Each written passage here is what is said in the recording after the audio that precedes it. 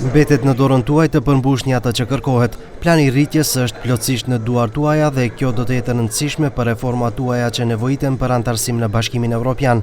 Këtë e tha komisionerja për zgjerimin e BE-s Marta Kos në panelin e takimit të liderëve kushtuar planit për rritje të Ballkanit Perëndimor, ku theksoi se Europa nuk mund të jetë plot pa vendet e rajonit. Kos përshëndeti marrëveshjen me Bullgarinë për hekurudhën dhe tha se nga viti i ardhshëm do të ketë edhe roaming falas. This showed the first result. 75% of the agreed reforms, generally for all the countries, are either implemented or ongoing. However, 1/4 are still not there. We could have roaming for free for Western Balkan countries from January the 1st, 26.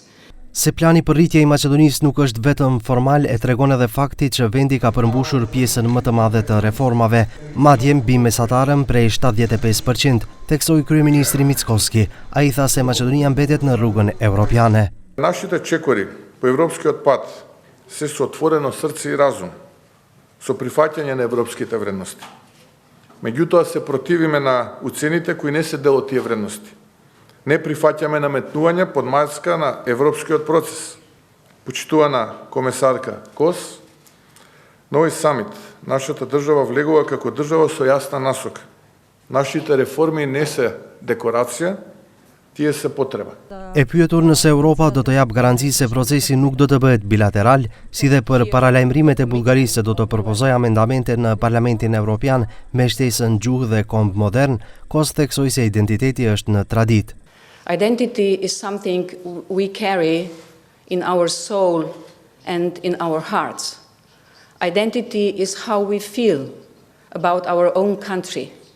Identity is how we take care about our traditions, like monasteries here in North Macedonia, like Pogača, Tauče Gravče, Pinjor, ili Polneti Pipeti, ili punjene paprike.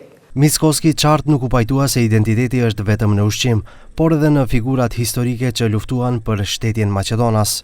За мене мојот идентитет не е само прекрасната македонска кујна, туку е и Гоце Делчев, и Шапкарев, и Миладиновци, и Линденското востание, и Дамјан Груев, и Јане Сандански, и така натаму, и така натаму. Не знам дали ќе го споделат истото мислење колегите од Исток, но тоа се луѓето кои што се дел од нашиот идентитет. Pritet që samiti i ardhshëm i liderëve të Ballkanit Perëndimor kushtuar planit për rritje të mbahet në vjesht në Tiranë.